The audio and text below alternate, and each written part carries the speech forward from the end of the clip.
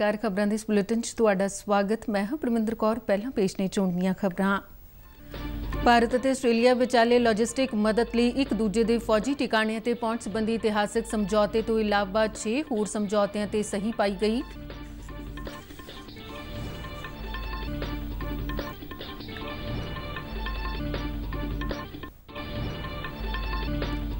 ਅੱਜ ਭਾਰਤ ਸਮੇਤ ਵਿਸ਼ਵ 'ਚ ਵਾਤਾਵਰਣ ਦਿਵਸ ਮਨਾਇਆ ਜਾ ਰਿਹਾ ਹੈ। ਇਸ ਸਾਲ ਦਾ ਵਿਸ਼ਾ ਜੈਵ ਵਿਭਿੰਨਤਾ ਹੈ।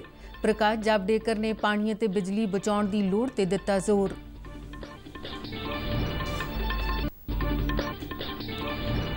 केंद्रीय सेहत मंत्री डॉक्टर हर्षवर्धन ने दिल्ली की आम आदमी पार्टी सरकार वालों राम मनोहर लोहिया हस्पताल उपर लगाए गए कोविड-19 महामारी के नतीजे गलत देने के दावियां नूं बेबुनियाद करार दिता।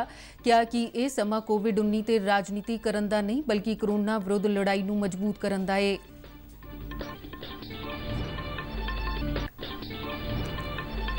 पंजाब सरकार ने प्रवासी मजदूरों को वापस लियाउण लई केंद्र सरकार नूं लिखी चिट्ठी। क्या सूबे च सनअती इकाइयां च काम शुरू होण ते इन्हां मजदूरों की पंजाब वापसी लई मंगी इजाजत। केंद्रीय मंत्री स्मृति ईरानी ने जरूरी वस्तां कानून च सोध दे केंद्र सरकार के फैसले की शलाघा करदे इस नूं इतिहासक करार दिता। पंजाब के किसानां वल्लों भी केंद्र के किसान पक्षी फैसलिਆਂ ਦਾ स्वागत। श्रोमणी अकाली दल ਅਤੇ पंजाब बीजेपी ਵੱਲੋਂ सूबे 'ਚ ਹੋਏ कथित शराब ਅਤੇ बीज घोटालिਆਂ ਦੀ ਸੁਤੰਤਰ ਜਾਂਚ ਕਰਾਉਣ ਦੀ ਮੰਗ। ਕਿਹਾ ਪੰਜਾਬ ਦੀ ਕਾਂਗਰਸ ਸਰਕਾਰ शराब ਅਤੇ ਨਕਲੀ बीज ਘੋਟਾਲਿਆਂ ਦੇ ਦੋਸ਼ੀਆਂ ਨੂੰ ਬਚਾਉਣ ਦੇ ਯਤਨ ਕਰ ਰਹੀ ਹੈ। ਤੇ ਹੁਣ ਖਬਰਾਂ ਵਿਸਥਾਰ ਨਾਲ।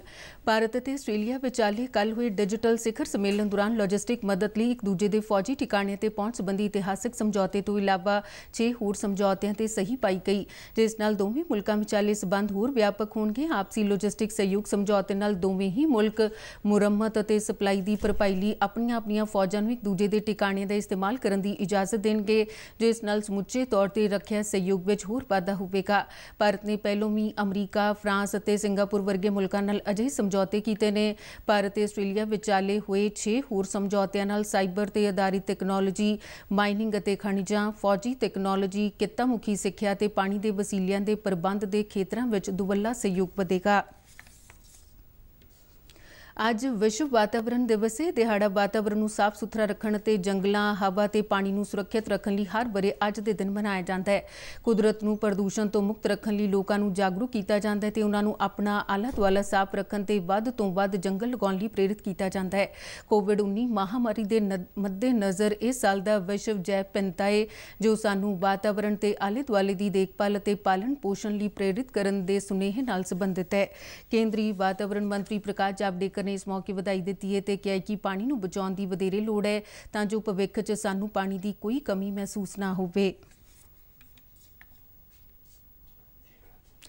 केंद्रीय सेहत मंत्री डॉक्टर हर्षवर्धन ने केंद्र सरकार के प्रबंध हेठले राम मनोहर लोहिया हस्पताल वालों कोरोना वायरस नाल पीड़ित मरीजों के परीखण के नतीजे सही ना दिते जाण बारे आम आदमी पार्टी के दावियां नूं बेबुनियाद दसदिआं कहा कि यह समा कोविड-19 महामारी की स्थिति ते राजनीति करन दा नहीं है बल्कि महामारी नूं काबू हेठ लिआउण दा है।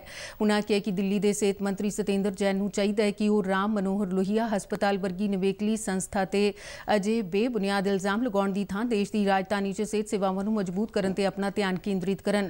डॉक्टर वर्धन ने हिंदी च ट्वीट करके कहा कि अजय दोष सस्ती मीडिया पब्लिसिटी हासिल करने वाले ने। उन्होंने कहा कि कोरोना वायरस की राजनीति देश की कोविड-19 महामारी विरुद्ध लड़ाई नूं कमजोर करने वाली है। उन्होंने यह गल वीडियो कानफ्रेंस राही दिल्ली च कोरोना वायरस नूं रोकण ते कंट्रोल करने लई कीतीआं गईआं तैयारियां संबंधी मीटिंग की प्रधानगी करन तो बाद अपने एक ट्वीट च कही। सूत्रां मुताबिक दिल्ली के सेहत मंत्री जैन ने मीटिंग दौरान राम मनोहर लोहिया हस्पताल वालों कोरोना वायरस नाल पीड़ित लोगों के परीखण नतीजे गलत ਅਤੇ ਦੇਰੀ ਨਾਲ ਦੇਣ ਦਾ ਮੁੱਦਾ ਉਠਾਇਆ ਸੀ। ਡਾਕਟਰ ਵਰਧਨ ਨੇ ਕੌਮੀ ਰਾਜਧਾਨੀ ਦਿੱਲੀ ਦੇ ਕਈ ਜ਼ਿਲ੍ਹਿਆਂ 'ਚ ਕੋਵਿਡ-19 ਮਹਾਮਾਰੀ ਦੇ ਵੱਧ ਰਹੇ ਮਾਮਲਿਆਂ ਤੇ ਘੱਟ ਟੈਸਟਾਂ ਤੇ ਚਿੰਤਾ ਵੀ ਜ਼ਾਹਿਰ ਕੀਤੀ ਸੀ। ਉਧਰ ਰਾਮ ਮਨੋਹਰ ਲੋਹੀਆ ਹਸਪਤਾਲ ਨੇ ਇੱਕ ਬਿਆਨ 'ਚ ਆਖਿਆ ਕਿ ਜਿਹੜੇ ਸੈਂਪਲ ਪਰੀਖਣ ਲਈ ਭੇਜੇ ਗਏ ਸਨ ਉਹਨਾਂ 'ਚ 7 ਤੋਂ 14 ਦਿਨਾਂ ਦਾ ਅੰਤਰ ਸੀ। ਬਿਆਨ ਵਿੱਚ ਇਹ ਵੀ ਆਖਿਆ ਗਿਆ ਕਿ ਹਸਪਤਾਲ ਵੱਲੋਂ ਏਮਸ ਅਤੇ ਰੋਗ ਕੰਟਰੋਲ ਬਾਰੇ ਰਾਸ਼ਟਰੀ ਸੈਂਟਰ NCDC ਨਾਲ ਮਿਲ ਕੇ ਕੋਰੋਨਾ ਦੇ ਮਿਆਰੀ ਪਰੀਖਣ ਕੀਤੇ ਜਾ ਰਹੇ ਨੇ। ਇਸ ਤੋਂ ਇਲਾਵਾ ਹਸਪਤਾਲ ਵਿੱਚ ਇਸ ਸਮੇਂ ਕੋਈ ਵੀ ਬੈਕਲੌਗ ਨਹੀਂ ਹੈ। पंजाब सरकार ने केंद्र ਨੂੰ पत्र लिख के अपील की है कि उन्होंने प्रवासी मजदूरों को पंजाब वापस आने की इजाजत देवे ते होर सहूलतां मुहैया करवाए जो सूबे च आके मुड़ तो काम शुरू करना चाहते हैं। सूबे के सनत मंत्री सुंदर श्याम अरोड़ा ने कल लुधियाना च कहा कि कोरोना वायरस संकट कारण ठप पईयां सनती इकाइयां च मुड़ तो काम शुरू हो गया है। इन्हां इकाइयां च काम करने लई पंजाब तो वापस गए प्रवासी मजदूरों को वापस लियाउण ते प्रबंध किए जाने चाहिए ने। उन्होंने कहा कि सूबा सरकार इन्हां प्रवासियों को वापस लियाउण लई बसां भी भेजियां ने ते अजिहियां 2 बसां कल हुशियारपुर पहुंच गई सन। अरोड़ा ने सनती इकाइयां के नुमाइंदे नाल मीटिंग दौरान उन्होंने हर संभव सहायता देने का भरोसा दिता तां जो सनती इकाइयां च मुड़ तो चंगे तरीके नाल काम शुरू हो सके।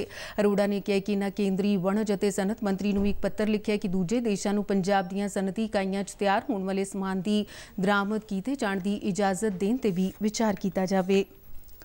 भारतीय जनता पार्टी के कौमी सकत्तर तरुण चुग ने जलंधर में की गई प्रेस कानफ्रेंस च आखिया कि मोदी सरकार के दूजे कार्यकाल के पहले साल दौरान दहाकियां तो लटक रही समस्यावां का हल किया गया जो देश के गौरवमयी इतिहास में नासूर बन गई सन। उन्होंने कहा कि नरेंद्र मोदी की अगवाई च स्वै मान नाल भारत का अक्स पूरे विश्व च वखरा नज़र आ रहा है। उन्होंने कहा कि मोदी सरकार ने 70 सालों तो चलियां आ रही इतिहासक गलतियां नूं सुधारिया है। साडी नरेंद्र मोदी जी की सरकार नूं 6 साल पूरे हुए ने। असी अपना रिपोर्ट कार्ड लैके जनता च आए हैं। असी 10 करोड़ घरों का दरवाजा खटखटाने वाले हैं। देश के अंदर 1000 वर्चुअल रैली करने वाले हैं। उस अंतर्गत अज मैं पंजाब के अंदर अपना रिपोर्ट कार्ड लैके आया और साडी सरकार ने 6 आधारभूत बिंदुओं पर काम किया है। गरीब कल्याण, गरीब की जिंदगी च परिवर्तन लिया काम और जीवन स्तर को उच्चा करने का काम। आधारभूत ढांचा देश के अंदर roads infrastructure, air infrastructure, rail infrastructure और जल इंफ्रास्ट्रक्चर खड़ा किया जाए ताकि देश के अंदर आना जाना, माल पहुंचाना, देश का आधारभूत ढांचा खड़ा हो जिहड़ा कि आर्थिक रूप से मजबूत करने सब नाल वड्डा काम है। केंद्र विच प्रधानमंत्री नरेंद्र मोदी की अगवाई वाली सरकार के दूजे कार्यकाल का पहला साल पूरा होने ते देश भर च भाजपा के वड्डे आगुआं वालों लोगों को साल दीआं प्राप्तियां बारे दस्सिया जा रहा है। इस कड़ी तहत कल पंजाब भाजपा वालों बठिंडा च एक प्रेस कानफ्रेंस की गई। पार्टी के सीनियर आगू ते साबका मंत्री मनोरंजन कालिया ने प्रेस कानफ्रेंस दौरान कहा कि प्रधानमंत्री नरेंद्र मोदी छेती ही अते सख्त फैसले लैण की ताकत रखते हैं अते उन्हां दे फैसलियां की पूरा विश्व शलाघा कर रहा है। कालिया ने कहा कि प्रधानमंत्री मोदी ने जिथे देश की एकता ते अखंडता, संस्कृति ते भूगोलिक रूप से मजबूती दी है उत्थे ही देश की सुरक्षा नूं अंदरूनी ते बाहरी दोहां पासे मजबूत किया है। मनोरंजन कालिया ने कहा कि जम्मू कश्मीर विचों धारा 370 और 35A खत्म करके मोदी ने इतिहास रचा है। इस तो इलावा अयोध्या च राम मंदिर की शुरुआत, करतारपुर साहिब लांघे का खोलिया जाना आदि सभ्याचारक एकता नूं मजबूत करने वाले कदम सन। मनोरंजन कालिया ने कोविड-19 नूं कंट्रोल करने लई सरकार वालों लए गए फैसलों का भी उचेचे तौर पर जिक्र किया। इस तो इलावा देशव्यापी लॉकडाउन कारण बुरी तरह प्रभावित हुई अर्थव्यवस्था नूं सरकार ने आत्मनिर्भर भारत प्रोग्राम तहत आर्थिक पैकेज दे के मजबूती वाल कदम अगे बढ़ाया है। 370 और 35A खत्म करके जम्मू कश्मीर और लद्दाख नूं यूटी बनाया, एकता और अखंडता मजबूत की। श्री राम मंदिर का निर्माण की शुरुआत हुई, ये सांस्कृतिक एकता और श्री करतारपुर कॉरिडोर उन्होंने खुलना, ये भी सांस्कृतिक एकता को मजबूत करना है। आंतरिक सुरक्षा और बाहरी सुरक्षा दे विच जिहड़ा चीफ ऑफ डिफेंस स्टाफ है उहदा जिहड़ा हैगा उहदा सीट का गठन करना। उहदे नाल अज ये है कि चाइना दे विच जिहड़ा जो अज घुसपैठ की कोशिश हो रही है तो उन्होंने उस भाषा च जवाब दिता जा रहा है जिस भाषा च उन्हें जिहड़ा एक्शन किया हैगा।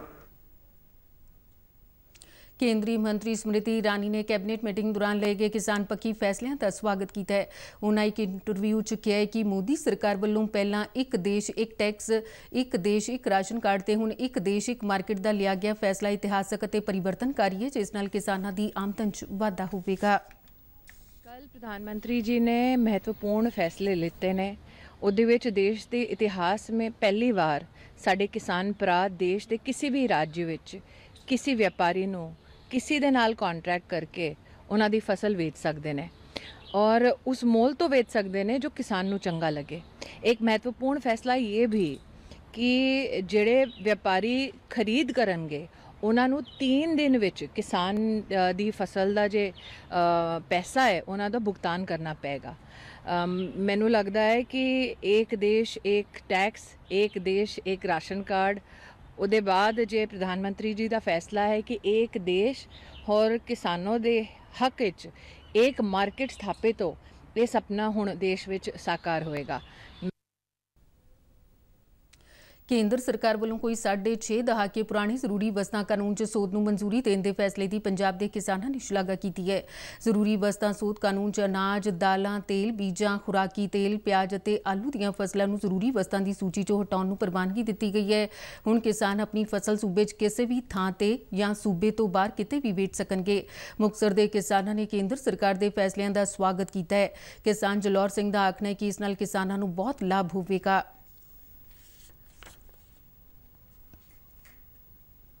ਪਿੰਡ ਦੋਦਾ ਦੇ ਕਿਸਾਨ ਬਲਕਰਨ ਸਿੰਘ ਨੇ ਕਿਹਾ ਕਿ ਹੁਣ ਸਾਰੇ ਕਿਸਾਨਾਂ ਨੂੰ ਕ੍ਰੈਡਿਟ ਕਾਰਡ ਮਿਲੇਗਾ। ਉਹਨਾਂ ਕਿਹਾ ਕਿ ਸਰਕਾਰ ਦੇ ਫੈਸਲਿਆਂ ਨਾਲ ਖੇਤੀ ਸੈਕਟਰ 'ਚ ਨਿਵੇਸ਼ ਵਧੇਗਾ ਅਤੇ ਛੋਟੇ ਤੇ ਦਰਮਿਆਨੇ ਕਿਸਾਨਾਂ ਨੂੰ ਆਪਣੇ ਉਤਪਾਦ ਵੇਚਣ ਲਈ ਵੱਡੀ ਮਾਰਕੀਟ ਮਿਲੇਗੀ। ਇਸੇ ਤਰ੍ਹਾਂ ਕਈ ਹੋਰ ਕਿਸਾਨਾਂ ਨੇ ਵੀ ਕੇਂਦਰ ਸਰਕਾਰ ਵੱਲੋਂ ਲਏ ਗਏ ਫੈਸਲਿਆਂ ਨੂੰ ਕਿਸਾਨੀ ਵਾਸਤੇ ਕ੍ਰਾਂਤੀਕਾਰੀ ਦੱਸਿਆ। ਮਾਨਯੋਗ ਨਰਿੰਦਰ ਸਿੰਘ ਮੋਦੀ ਜੀ ਵੱਲੋਂ ਜੋ ਇਹ ਮਾਰਕੀਟਿੰਗ ਬਿੱਲ ਨਵਾਂ ਲਾਂਚ ਕੀਤਾ ਗਿਆ ਹੈ, ਇਸ ਦੇ ਨਾਲ ਸਾਡੇ ਕਿਸਾਨਾਂ ਨੂੰ ਬਹੁਤ ਜ਼ਿਆਦਾ ਫਾਇਦਾ ਹੋਵੇਗਾ। ਸੋ ਅੱਗੇ ਜਿਹੜਾ ਇੰਟਰ ਸਟੇਟ ਬੈਰੀਅਰ ਹੁੰਦੇ ਸੀਗੇ, ਜਿਵੇਂ ਪੰਜਾਬ ਦਾ ਬੰਦਾ ਰਾਜਸਥਾਨ, ਹਰਿਆਣਾ ਚਾਹੇ ਹਿਮਾਚਲ ਕਿਤੇ ਵੀ ਜਾ ਕੇ ਆਪਦੀ ਕੋਈ ਫਸਲ, ਕੋਈ ਸਬਜ਼ੀ ਨਹੀਂ ਵੇਚ ਸਕਦਾ ਸੀ। ਅਤੇ ਨਾਲ ਹੀ ਹੁਣ ਉਹਨਾਂ ਨੇ ਜਿਹੜੀਆਂ ਸਟੇਟਾਂ ਖੋਲ੍ਹਤੀਆਂ, ਇਹਦੇ ਨਾਲ ਸਾਡੇ ਕੋਲੇ ਭਾਰਤ ਇੱਕ ਸਾਰੀ ਇਕੱਠੀ ਮੰਡੀ ਬਣ ਗਈ ਆ। ਹੁਣ ਅਸੀਂ ਆਪਦੀ ਫਸਲ ਜਿੱਥੇ ਵੱਧ ਸਾਨੂੰ ਮੁੱਲ ਮਿਲੂਗਾ ਅਸੀਂ ਉੱਥੇ ਵੇਚ ਸਕਦੇ ਹਾਂ। ਮੋਦੀ ਸਾਹਿਬ ਨੇ ਇੱਕ ਮਾਰਕੀਟਿੰਗ ਬਿੱਲ ਪੇਸ਼ ਕੀਤਾ ਜੋ ਕਿ ਬਹੁਤ ਵਧੀਆ ਕਿਸਾਨਾਂ ਦੇ ਹਿੱਤਯੋਗ ਆ, ਜਿਸ ਨਾਲ ਅਸੀਂ ਕਿਸਾਨ ਭਰਾ ਦੂਸਰੇ ਰਾਜਾਂ ਦੇ ਵਿੱਚ ਆਪਦੀ ਜਿਣਸ ਨੂੰ ਆਸਾਨੀ ਨਾਲ ਵੇਚ ਸਕਦੇ ਹਾਂ, ਖਰੀਦ ਸਕਦੇ ਹਾਂ। ਜਿਸ ਦੇ ਕਾਰਨ ਪਹਿਲਾਂ ਕੀ ਸੀਗਾ, ਮੰਡੀਆਂ ਦੇ ਵਿੱਚ ਵਿਚੋਲਾ ਹੁੰਦਾ ਸੀ ਜਾਂ ਕੋਈ ਠੇਕੇਦਾਰੀ ਸੀ, ਉਹ ਅੱਜ ਮੋਦੀ ਸਾਹਿਬ ਦੇ ਇਸ ਬਿੱਲ ਦੇ ਆਉਣ ਨਾਲ ਜਿਹੜੀ ਬਿਲਕੁਲ ਖਤਮ ਹੋ ਗਈ ਹੈ, ਜਿਸ ਦੇ ਨਾਲ ਕਿਸਾਨ ਨੂੰ ਬਹੁਤ ਫਾਇਦਾ ਹੋ ਗਿਆ। ਜਿਹੜਾ ਮੋਦੀ ਸਾਹਿਬ ਨੇ ਬਿੱਲ ਬਣਾਇਆ ਬਹੁਤ ਵਧੀਆ ਬਣਾਇਆ। ਫਸਲ ਅਸੀਂ ਕਿਤੇ ਵੀ ਵੇਚ ਸਕਦੇ ਹਾਂ। ਹੁਣ ਜਦੋਂ ਦੂਜੇ ਰਾਜਾਂ 'ਚ ਜਾਂਦੇ ਸਾਂ ਸਾਨੂੰ ਟੈਕਸ ਪੈਂਦਾ ਸੀ, ਹੁਣ ਟੈਕਸ ਨਹੀਂ ਪਊਗਾ, ਸਾਨੂੰ ਬਹੁਤ ਫਾਇਦਾ ਹੋਊਗਾ। ਮਾਨਯੋਗ ਪ੍ਰਧਾਨ ਮੰਤਰੀ ਨਰਿੰਦਰ ਮੋਦੀ ਜੀ ਨੇ ਜਿਹੜਾ ਕਿਸਾਨਾਂ ਦੀ ਮਾਰਕੀਟਿੰਗ ਵਾਸਤੇ ਜਿਹੜਾ ਨਵਾਂ ਸ਼ੋਧ ਬਿੱਲ ਪਾਸ ਕੀਤਾ, ਉਹਦੇ ਸੰਬੰਧ ਦੇ ਵਿੱਚ ਮੈਂ ਕਹਿਣਾ ਚਾਹੁੰਦਾ ਕਿ ਇਹਦੇ ਨਾਲ ਕਿਸਾਨਾਂ ਨੂੰ ਬਹੁਤ ਜ਼ਿਆਦਾ ਫਾਇਦਾ ਹੋਊਗਾ। ਕਿਉਂਕਿ ਜਿਹੜੇ ਕਿਸਾਨ ਪਹਿਲਾਂ ਦੂਸਰੇ ਜਿਹੜੇ ਆਪਣੀਆਂ ਸਟੇਟਾਂ ਹੈਗੀਆਂ ਜਾਂ ਦੇਸ਼ ਦੇ ਵਿੱਚ ਦੂਸਰੀਆਂ ਮੰਡੀਆਂ ਹੈਗੀਆਂ, ਉੱਥੇ ਕਿਤੇ ਬਾਹਰ ਆਪਣਾ ਅਨਾਜ ਨਹੀਂ ਲੈ ਜਾ ਸਕਦੇ ਸੀਗੇ। ਹੁਣ ਉਹਨਾਂ ਨੂੰ ਜਿੱਥੇ ਵੀ ਪੂਰੇ ਦੇਸ਼ ਦੇ ਵਿੱਚ ਜਿੱਥੇ ਕਿਤੇ ਰੇਟ ਜਿਹੜੀ ਆਪਣੀ ਜਿਣਸ ਆ ਉਹਦਾ ਰੇਟ ਜ਼ਿਆਦਾ ਮਿਲੂਗਾ, ਉਹ ਉੱਥੇ ਲਿਜਾ ਕੇ ਵੇਚ ਸਕਦੇ ਆ। ਭਾਰਤ ਸਰਕਾਰ ਦਾ ਜਿਹੜਾ ਫੈਸਲਾ ਕਿਸਾਨਾਂ ਲਈ ਬਹੁਤ ਇਹ ਲਾਹੇਵੰਦ ਰਹੂਗਾ ਅਤੇ ਇਸ ਨਾਲ ਜਿਹੜੀ ਸਰਕਾਰ ਦਾ ਫੈਸਲਾ ਵੀ ਜਿਹੜੀ ਕਿਸਾਨ ਦੀ ਆਮਦਨ ਦੁੱਗਣੀ ਕਰਨੀ ਆ, ਉਹਦੇ ਵਿੱਚ ਵੀ ਇਹ ਬਹੁਤ ਚੰਗਾ ਕਦਮ ਆ। ਉਹਦਾ ਜਿਹੜੀ ਆਮਦਨ ਦੇ ਵਿੱਚ ਉਹਦਾ ਜਿਹੜਾ ਵਾਧਾ ਹੋਊਗਾ। ਸ਼੍ਰੋਮਣੀ ਅਕਾਲੀ ਦਲ ਅਤੇ ਭਾਰਤੀ ਜਨਤਾ ਪਾਰਟੀ ਨੇ ਸੂਬੇ 'ਚੋਂ ਕਥਿਤ ਸ਼ਰਾਬ ਅਤੇ ਬੀਜ ਘੁਟਾਲਿਆਂ ਦੀ ਸੁਤੰਤਰ ਜਾਂਚ ਕਰਾਉਣ ਲਈ ਸੂਬੇ ਦੇ ਰਾਜਪਾਲ VP ਸਿੰਘ ਬਦਨੌਰ ਨੂੰ ਮੰਗ ਪੱਤਰ ਦੇਣ ਦਾ ਫੈਸਲਾ ਕੀਤਾ ਹੈ। ਚੰਡੀਗੜ੍ਹ 'ਚ ਕੱਲ੍ਹ ਹੋਈ ਦੋਹਾਂ ਪਾਰਟੀਆਂ ਦੀ ਤਾਲਮੇਲ ਕਮੇਟੀ ਦੀ ਮੀਟਿੰਗ 'ਚ ਫੈਸਲਾ ਲਿਆ ਗਿਆ। ਮੀਟਿੰਗ ਦੀ ਪ੍ਰਧਾਨਗੀ ਸ਼੍ਰੋਮਣੀ ਅਕਾਲੀ ਦਲ ਦੇ ਪ੍ਰਧਾਨ ਸੁਖਬੀਰ ਸਿੰਘ ਬਾਦਲ ਅਤੇ ਪੰਜਾਬ BJP ਦੇ ਪ੍ਰਧਾਨ ਅਸ਼ਵਨੀ ਸ਼ਰਮਾ ਨੇ ਸਾਂਝੇ ਤੌਰ ਤੇ ਕੀਤੀ।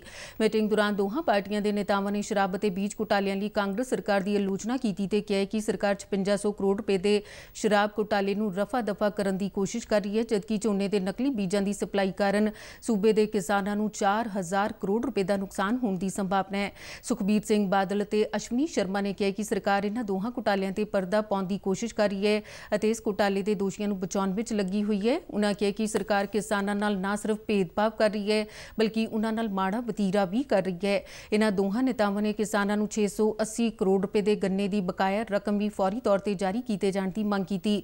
ਇਹਨਾਂ ਦੋਹਾਂ ਨੇਤਾਵਾਂ ਨੇ ਸੂਬਾ ਸਰਕਾਰ ਤੇ ਕੇਂਦਰ ਵੱਲੋਂ ਭੇਜੇ ਗਏ 1 ਕਰੋੜ 40 ਲੱਖ ਲੋਕਾਂ ਲਈ ਰਾਸ਼ਨ ਅਤੇ 6000 ਕਰੋੜ ਰੁਪਏ ਦੇ ਆਫਤ ਪ੍ਰਬੰਧਨ ਫੰਡ ਦੀ ਕਥਿਤ ਤੌਰ ਤੇ ਦੁਰਵਰਤੋਂ ਕਰਨ ਦੇ ਇਲਜ਼ਾਮ ਵੀ ਲਗਾਏ।